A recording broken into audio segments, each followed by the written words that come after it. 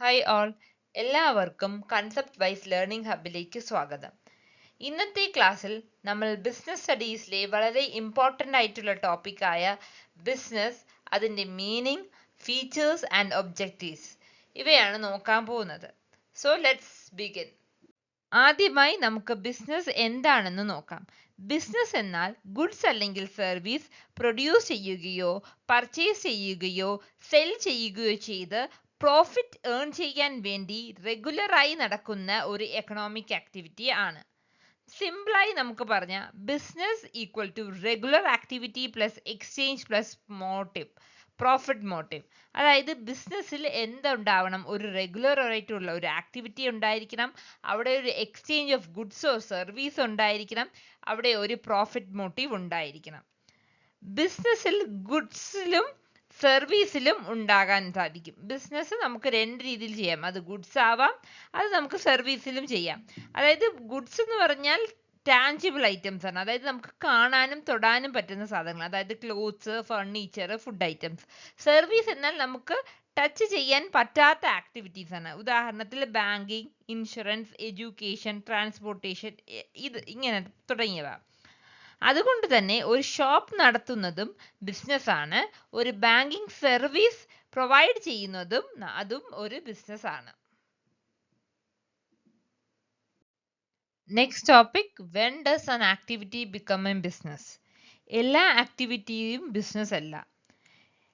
ഒരു activity business ആവണമെങ്കിൽ അവിടെ ഒരു 3 കണ്ടീഷൻ സാറ്റിസ്ഫൈ ചെയ്യണം.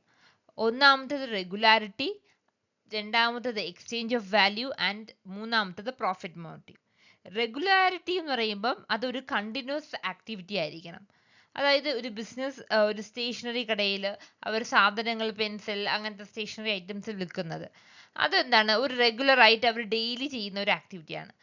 പക്ഷേ നമ്മൾ എപ്പോഴെങ്കിലും ഈ OLX-ലൊക്കെ നമ്മുടെ പഴയ സൈക്കിള് ഒക്കെ വിൽക്കത്തില്ലേ, അത് ഒരിക്കലും അത് എന്താണ് ഒരു ബിസിനസ് ആവില്ല. കാരണം അതെന്താണ്, നമ്മൾ അത് ഒരിക്കൽ മാത്രമേ ചെയ്യാറുള്ളൂ അല്ലേ, അല്ലെങ്കിൽ വല്ലപ്പോഴും. അതൊരു കണ്ടിന്യൂസ് ആക്ടിവിറ്റി അല്ല.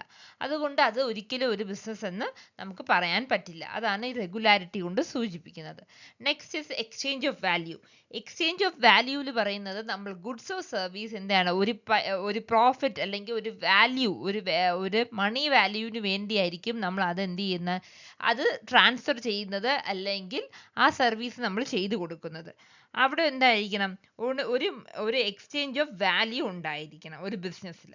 Next is profit motive. അതായത് നമ്മൾ എന്ത് ഒരു ബിസിനസ് ചെയ്താലും അതിൻ്റെ മെയിൻ മോട്ടീവ് എന്തായിരിക്കണം?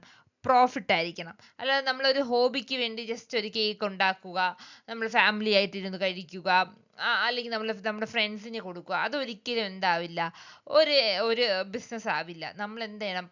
കറക്റ്റ് ആയിട്ട് ഒരു പ്രോഫിറ്റിന് വേണ്ടി നമ്മൾ ചെയ്യുന്ന ഒരു റെഗുലർ ആയിട്ടുള്ള ആക്ടിവിറ്റിയാണ് എപ്പോഴും എന്താണെന്ന് പറയുന്നത്? ബിസിനസ് എന്ന് പറയുന്നത്. ഈ സ്ലൈഡിൽ നമ്മൾ 2 എക്സാമ്പിൾസ് ആണ് പറയുന്നത്. അതായത് ഒരു സ്റ്റേഷനറി ഷോപ്പ് കീപ്പർ ഗുഡ്സ് ഹോൾസെയിലിൽ നിന്ന് വാങ്ങിക്കുന്നു, അവർ കസ്റ്റമേഴ്സ് വിൽക്കുന്നു. അവിടെ എന്താണ്? അവർ ഡെയിലി ഒരു ഷോപ്പ് നടത്തുന്നു. അതൊരു കണ്ടിന്യൂസ് ആക്ടിവിറ്റിയാണ്. അവിടെ അവർക്കൊരു പ്രോഫിറ്റ് കിട്ടുന്നുണ്ട്. അവർ എന്താണ് ഒരു വാല്യൂവിന് വേണ്ടിയാണ് അവർ എന്ത് ചെയ്യണത്? അവിടെ ഒരു ഗുഡ്സ് എക്സ്ചേഞ്ച് ചെയ്യുന്നത്. Next example is the bicycle factory. The factory manufactures goods in bulk and distributes them to dealers or directly to customers. It invests in raw material, labor, and machinery, all with the goal of earning profit for sales in the market. അതല്ലേ, ഇവിടെ manufacturer ഒരു bicycle manufacture ചെയ്യുവാണ്. അവർ സാധനങ്ങൾ എന്ത് ചെയ്യുകയാണ്? Raw materials ഒക്കെ വാങ്ങിച്ചു, machines വാങ്ങിച്ചു, ലേബേഴ്സിനെയൊക്കെ വച്ചു, അവരെന്ത് ചെയ്യാണ്? അത് ഒരു സൈക്കിൾ മാനുഫാക്ചർ ചെയ്ത് അവരെന്ത് ചെയ്യാണ്? സെയിൽ ചെയ്യുവാണ്. അതിന് അവരുടെ ലക്ഷ്യം എന്താണ്? അതൊരു പ്രോഫിറ്റ് മോട്ടീവാണ് അവരുടെ മെയിൻ ലക്ഷ്യം. അവിടെ എന്താണ്? അവരൊരു എക്സ്ചേഞ്ച് വാല്യൂ നടക്കുന്നുണ്ട്. അവർ സൈക്കിൾ കൊടുക്കുന്നു, അവർക്ക് ഇൻ റിട്ടേൺ എന്ത് ചെയ്യുന്നു? മണി കിട്ടുന്നുണ്ട്. പിന്നെ അതെന്താണ്? റെഗുലർ ആണ് അല്ലേ, അവരതൊരു റെഗുലർ ആയിട്ട്, ഫാക്ടറി എന്ന് പറയുമ്പോൾ എന്താണ്? കണ്ടിന്യൂസ്ലി പ്രൊഡക്ഷൻ നടക്കുന്ന സ്ഥലമാണ്. അവിടെ ഒരു റെഗുലർ ആയിട്ടുള്ള ഒരു ആക്ടിവിറ്റി തന്നെ നടക്കുന്നുണ്ട്. അതുകൊണ്ട് ഇത് രണ്ടും നമുക്ക് എന്തെന്ന് പറയാം? ഒരു ബിസിനസിന്റെ ഒരു എക്സാമ്പിൾ എന്ന് തന്നെ പറയാം. അപ്പം ഇതിൽ REP ഫ്രെയിംവർക്ക് ആണ് നമ്മൾ ഈ സ്ലൈഡിൽ നോക്കുന്നത്.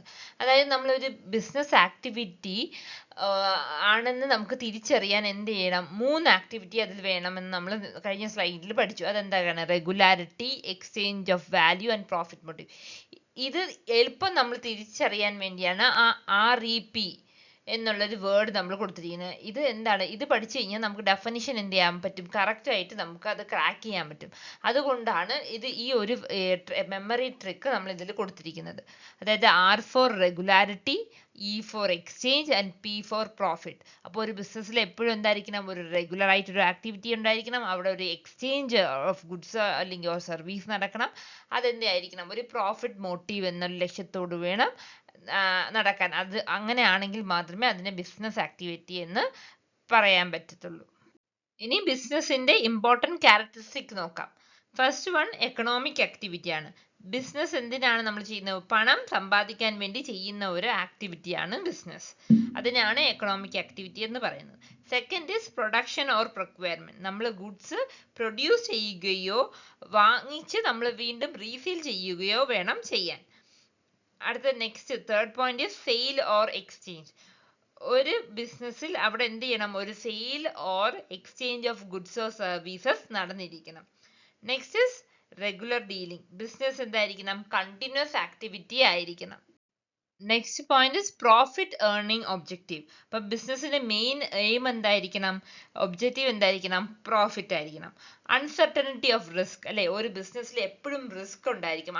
നമുക്ക് ഒരിക്കലും ഒരു റിട്ടേൺ എന്ത് ചെയ്യാൻ പറ്റില്ല. നമുക്ക് പ്രെഡിക്റ്റ് ചെയ്യാനോ അത് നമുക്ക് ഉറപ്പ് പറയാനോ സാധിക്കില്ല. എപ്പോഴും അൺസർട്ടനിറ്റി ആയിരിക്കും. നമുക്ക് ഒരിക്കലും അത് നമുക്ക് മെഷർ ചെയ്യാൻ പറ്റില്ല.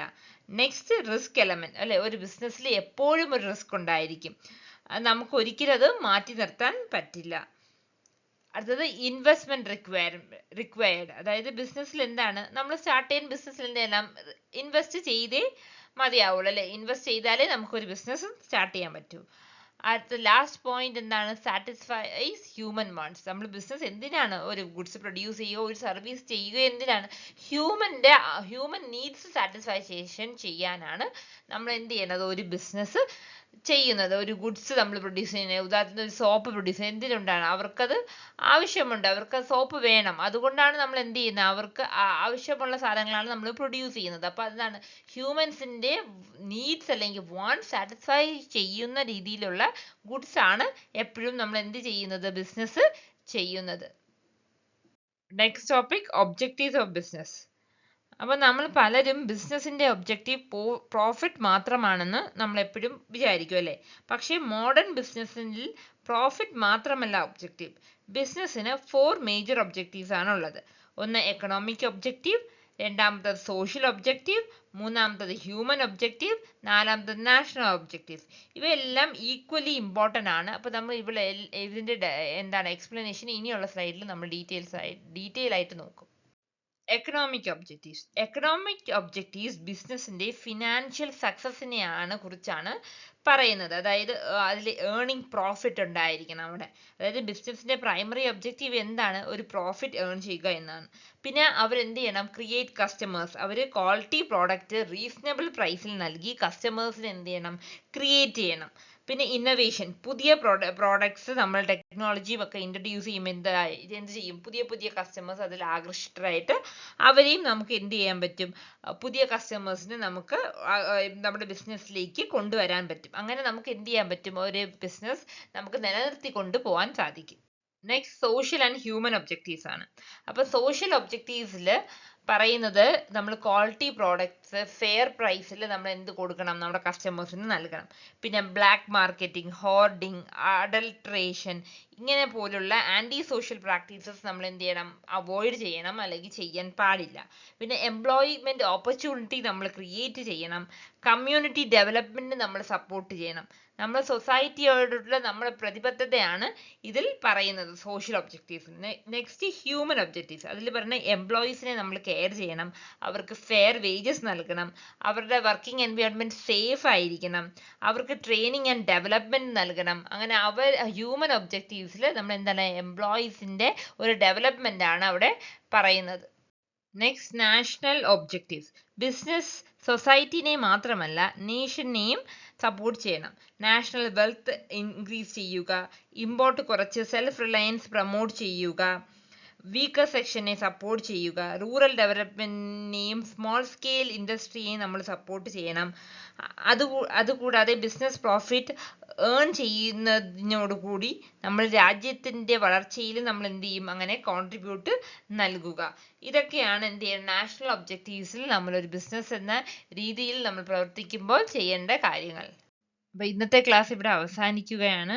വീഡിയോ നിങ്ങൾക്ക് ഉപകാരപ്പെട്ടെങ്കിൽ like, share and subscribe to concept wise learning hub, clear concepts for smarter study. അപ്പോൾ അടുത്ത ക്ലാസ്സിൽ നമുക്ക് വീണ്ടും കാണാം. Thank U.